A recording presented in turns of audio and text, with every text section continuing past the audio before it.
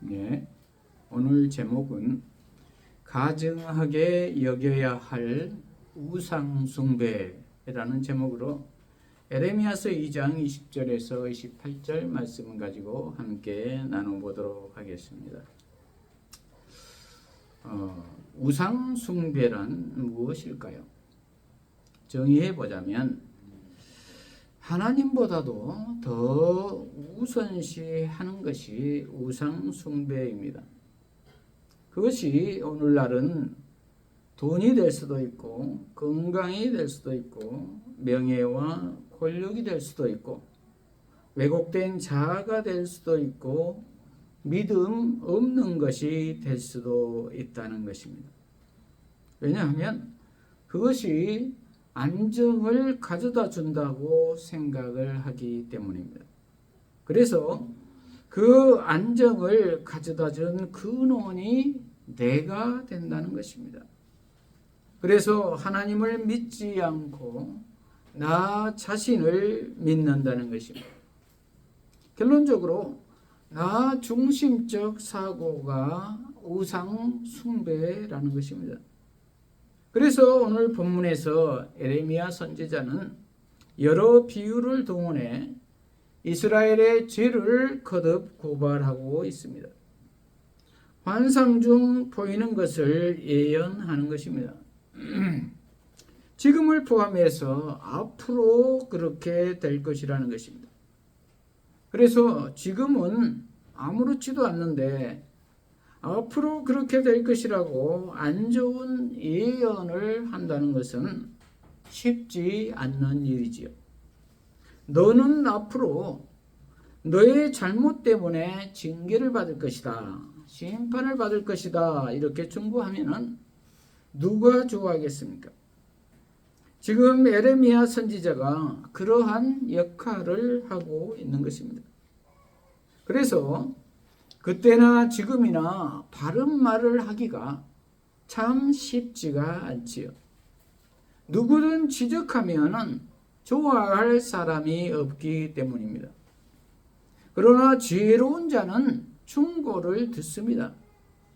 그리고 마음에 깊이 새겨 고쳐 나갑니다. 그러나 이스라엘 백성들은 소가 멍에를 벗고 결박을 끊어버리듯 하나님으로부터 도망칩니다.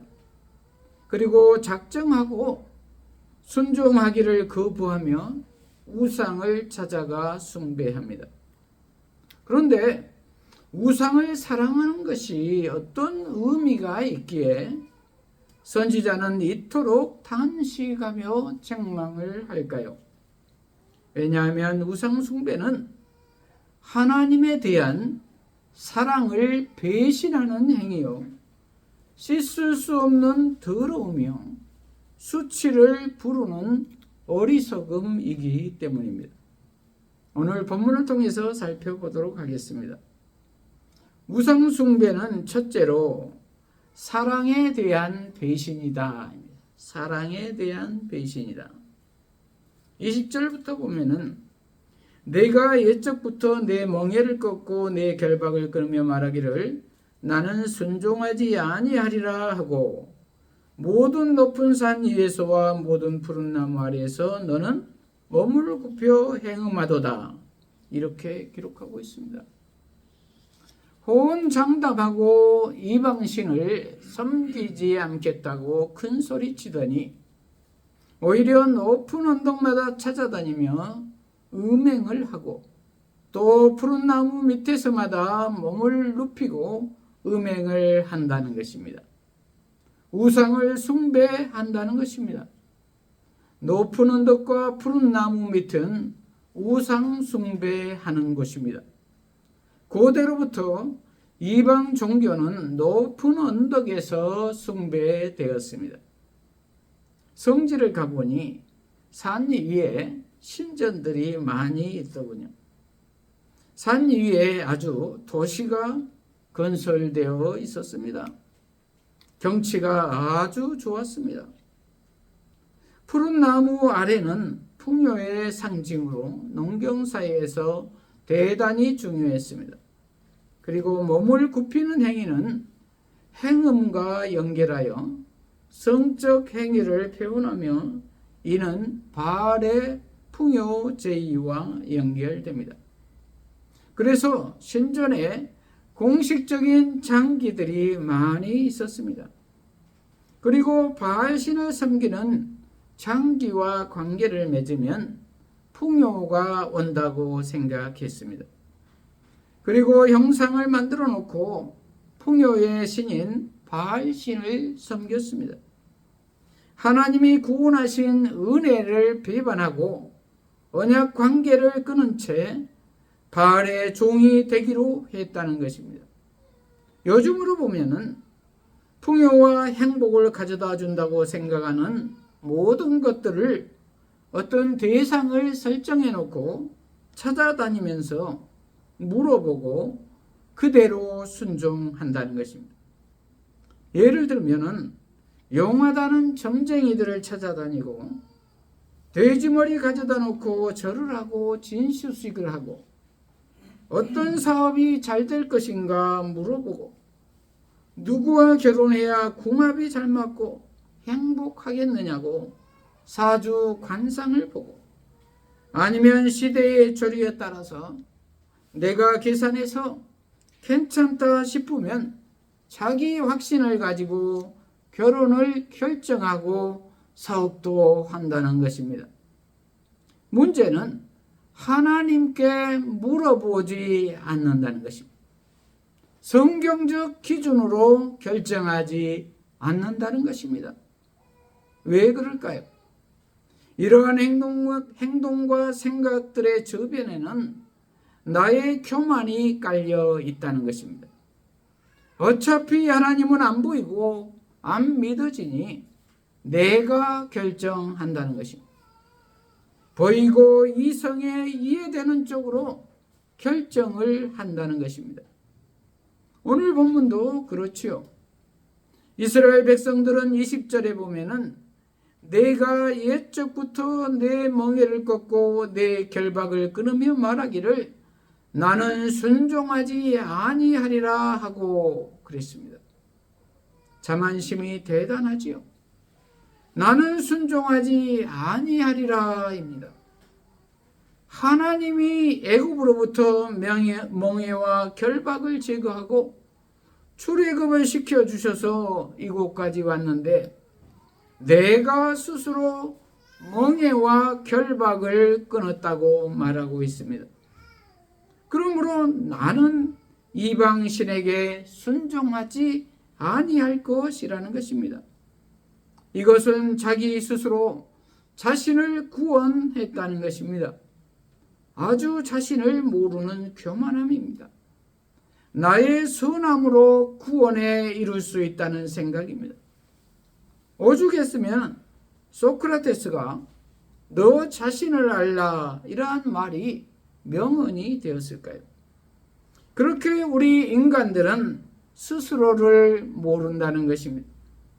그래서 이렇게 자신을 모르는 우리 인간들은 본성대로 살면 하나님에 대해서 의존적이지 않다는 것입니다.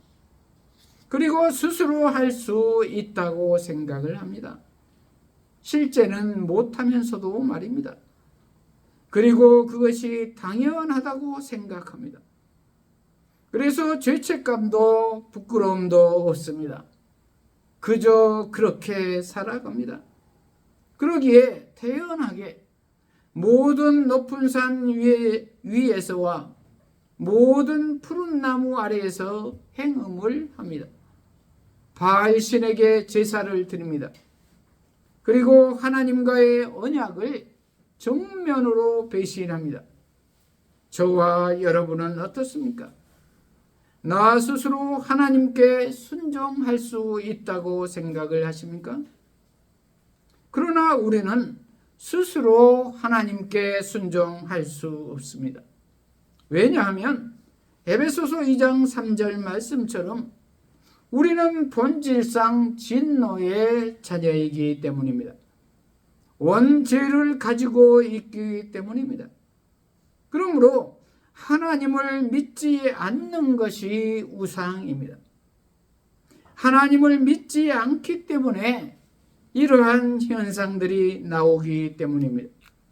그러므로 하나님을 의지해야 할 줄로 믿습니다.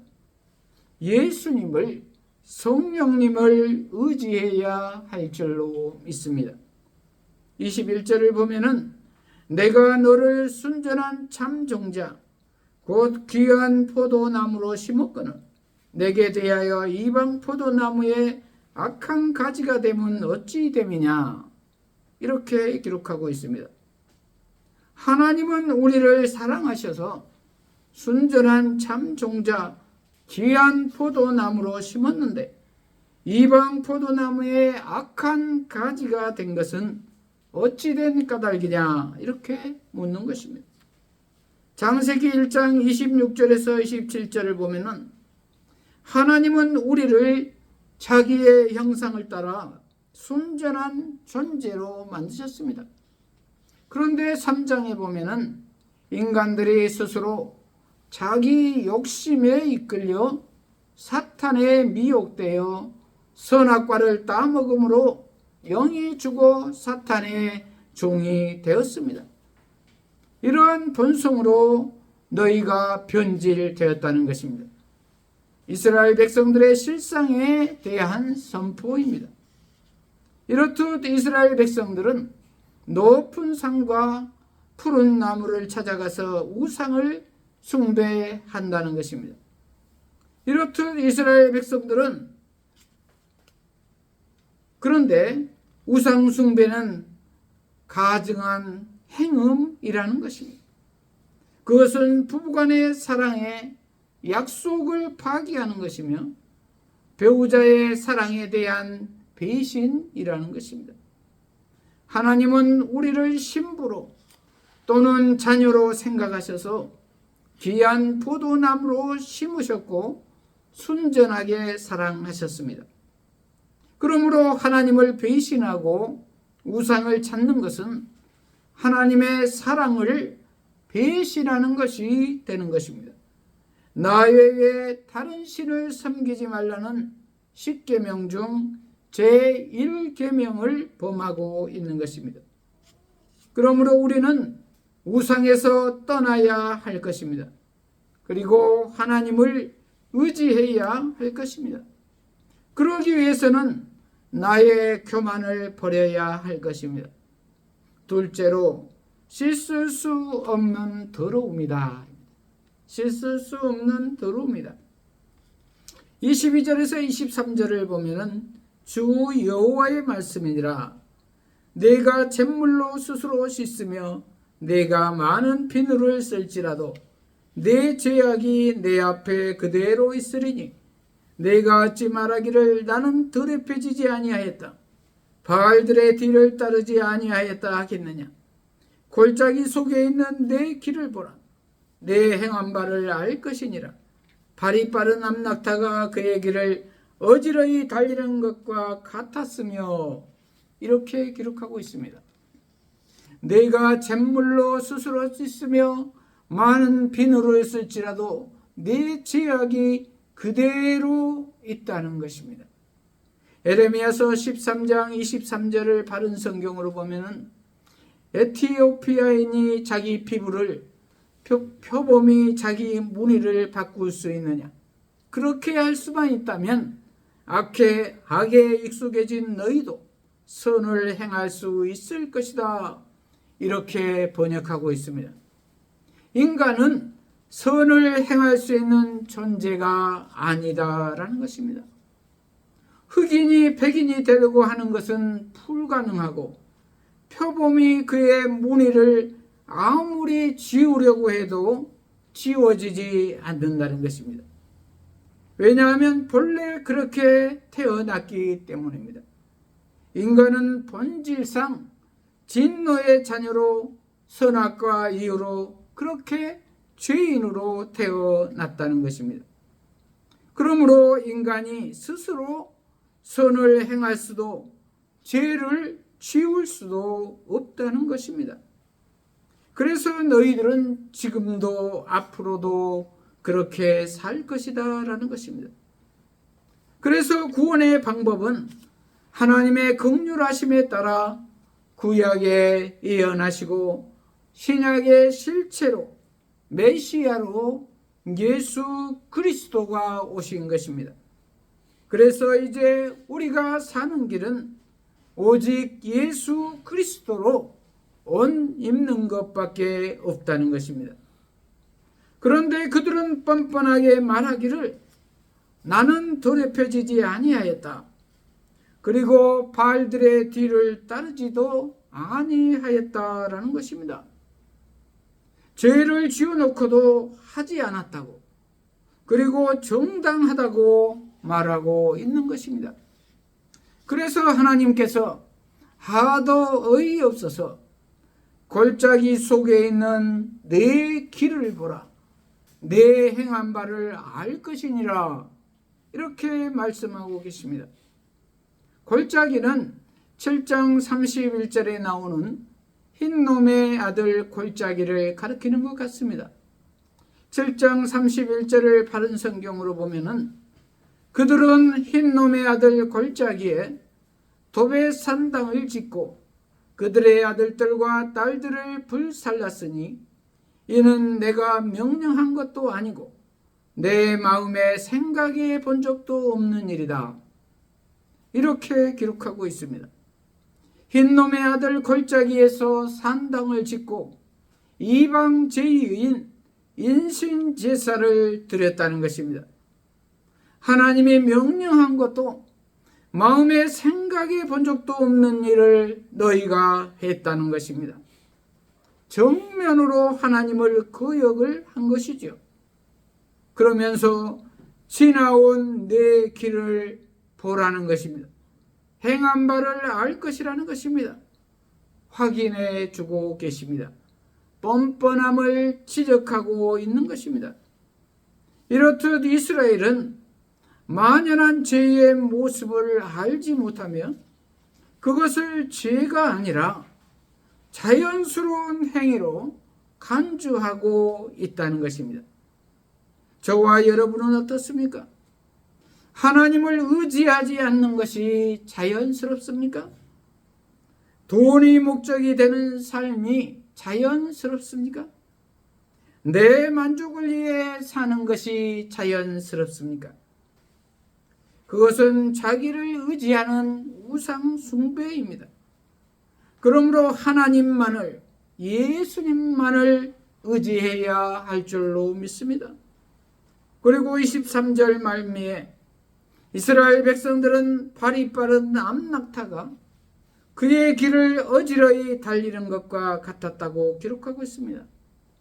빨리 움직이는 암낙타가 어지러이 달리는 모습은 무절제하고 불안한 행동을 가리키고 있습니다. 이 암낙타는 이스라엘을 비유하고 있습니다. 이어서 24절은 이스라엘을 들암나기로 비유하며 이방 제의를 찾아다니는 행위를 노골적으로 발정난 암컷에 견주어서 표현합니다. 그런 암컷을 찾아다니는 수컷은 어느 것이나 힘들이지 않고서도 발정기에 암컷을 찾을 것이다 라는 것입니다. 발정이 난 들암나기가 수컷을 찾기 위해 바람 냄새를 맡고 있듯이 이스라엘은 이방신을 향한 욕망을 주체할 수가 없다는 것입니다. 이러한 이스라엘에 대하여 예언자는 내 발을 제어하여 벗은 발이 되게 하지 말며 목을 가라게 하지 말라라고 25절에 명령하고 있습니다. 내 발을 제어하여 벗은 발에 되게 하지 말면은 문자적으로 내 발을 벗은 발로부터 보호하라입니다. 발은 따라가는 행위와 연결된 신체 부위입니다. 그러므로 발을 보호하라는 의미는 이방신을 따라가는 행동을 제어할 것을 요구하는 의미일 수도 있지만 무엇보다 발은 성기를 가리킬 수 있다는 점에서 이 말은 음행으로부터 지키라는 의미일 것입니다. 그러나 예언자의 말을 듣지 않고 25절 말미에 보면 오직 너는 말하기를 아니라 이는 헛된 말이라 내가 이방 신들을 사랑하였은즉 그를 따라가겠노라 하도다. 이렇게 기록하고 있습니다.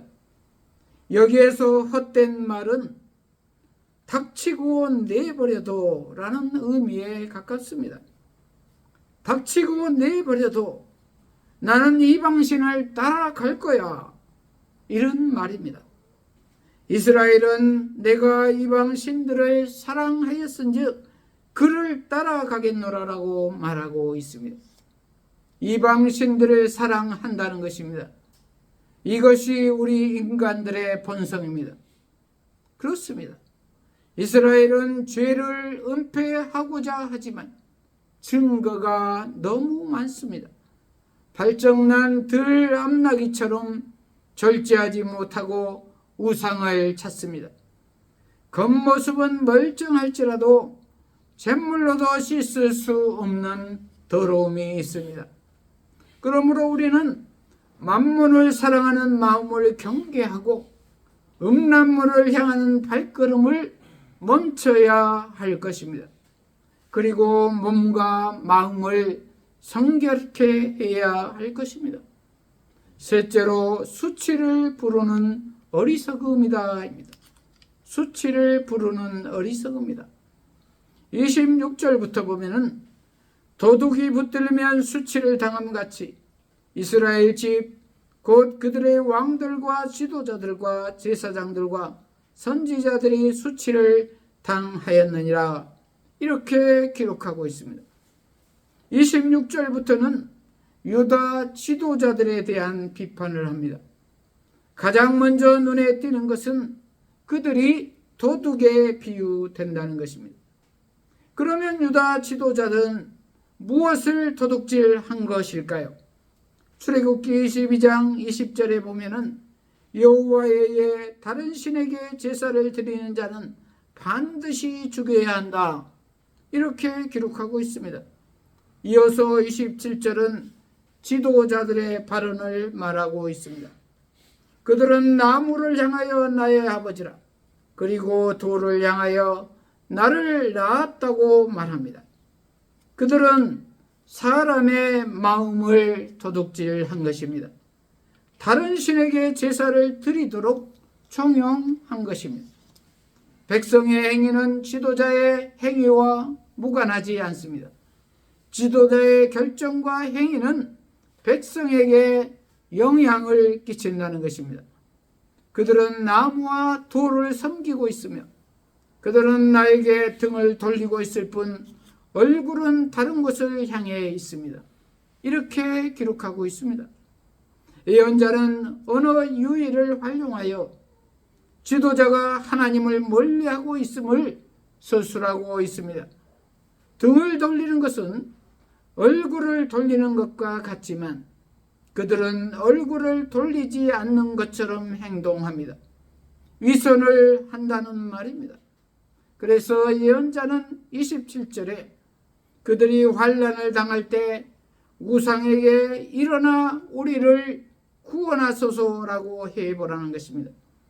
우상이 너를 구원할 수 있으면 너를 일어나게 할 것이다 라고 비판하고 있는 것입니다. 그렇습니다. 우상은 절대 환난에서 우리를 구원할 수가 없습니다. 왜냐하면 우상은 실체가 아니고 허상이고 그냥 물건이기 때문입니다. 그러나 하나님이신 예수님은 실체이시고 살아서 지금도 성령으로 역사하고 계신 인격이십니다. 그리고 마지막 절에 유다여 너의 신들이 너의 성읍 수와 같도다 이렇게 기록하고 있습니다. 그러면 이스라엘에 얼마나 많은 우상이 존재하였다는 것입니까? 예언자는 성읍의 수와 신들의 수가 같다고 비판하며 이스라엘 온 땅이 우상으로 가득함을 고발하고 있습니다. 그렇습니다. 나무와 돌로 만들어진 우상을 살아있는 신처럼 떠받드는 이들은 환난을 당할 때 그것이 아무 소용이 없음을 깨닫게 될 것입니다. 내가 욕망한 그 헛된 것은 고난의 현실 앞에서는 무능력함으로 그 실상이 드러납니다. 그러므로 우리는 수치를 부르는 어리석은 것을 의지하지 말고 유일한 구원의 주 하나님만을 의지해야 할 것입니다. 말씀을 마무리합니다. 우상은 버려야 할 가증한 것이라고 말씀하고 있습니다. 왜냐하면 그것은 하나님의 사랑을 배신하는 행위이기 때문입니다. 그것은 씻을 수 없는 더러움이기 때문입니다. 그것은 수치를 부르는 어리석음이기 때문입니다. 저와 여러분의 우상은 무엇입니까? 돈입니까? 건강입니까? 명예입니까? 권력입니까? 나 중심적인 왜곡된 자아입니까? 믿음 없는 것입니까? 하나님보다도 더 우선하는 것은 다 우상입니다. 그러므로 온전히 하나님이신 예수님을 의지하며 사는 저와 여러분이 되시기를 축복합니다. 기도하시겠습니다. 하나님 아버지, 오늘 가증하게 여겨야 할 우상 숭배라는 제목으로 깨닫게 하시니 감사합니다. 우리 모두가 우상 숭배는 하나님의 사랑을 배신하는 행위이며 씻을 수 없는 더러움이며 수치를 부르는 어리석음이라는 것을 깨달아서 헛된 것을 의지하지 않고 오직 예수 그리스도만을 의지하여 복된 삶을 살게 하여 주시옵소서. 예수님 이름으로 기도합니다. 아멘.